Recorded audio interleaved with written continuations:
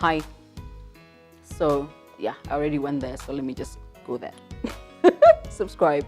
And I'm talking about those of us in the fame space who seem to think that we can take fame into politics. They're two totally different beasts. Let me say this, and please quote me. Fame is not real. Votes are. Fame is not real. You're not famous because you are. You're famous because somebody else thinks you are. Fame lives in other people's heads. Fame is a byproduct of something you do. It's irrational, it's intangible. If you're smart, you capitalize on it. If you're lucky, you capitalize on it in such a way that it continues to grow on itself. But fame is also a monster that you must continue to feed. Because if you don't, it erodes. And what was able to give you 10 shillings or $10 for a piece of apparel that had your face on it automatically becomes $2. Political votes are physical, they're real. And I get people who are like, oh, but you know, you're famous. No, I am not famous. I am because you think I am. And if you've ever heard me speak to universities and schools and colleges, I always remind, and I say this all the time, thank you for giving me a career. Yes, I work. Yes, I do. Yes, I woke up at 4. Yeah. All that culminates in what you thought of me. Which is why, and I remember this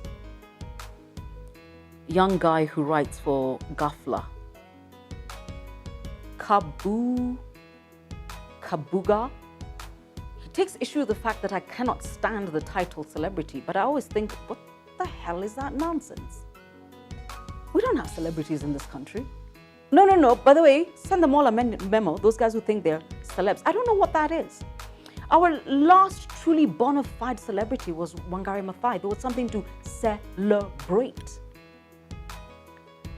So while you're sitting there and you're thinking, because I am famous or are perceived to be, I can take this thing and take it to a place where a physical item must come out of it.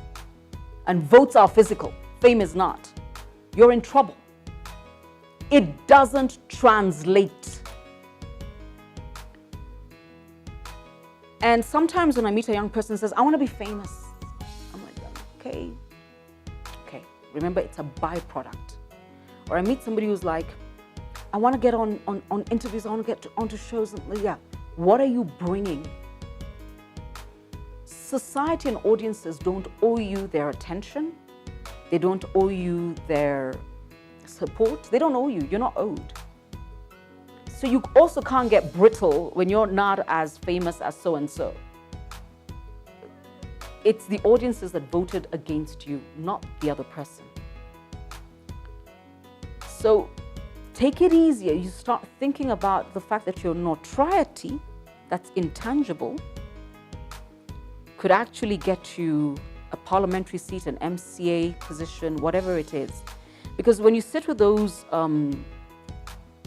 dwarf-minded people who sit there and tell you, enyewe unajulikana bwana, uko famous, hakuna mtu akujui.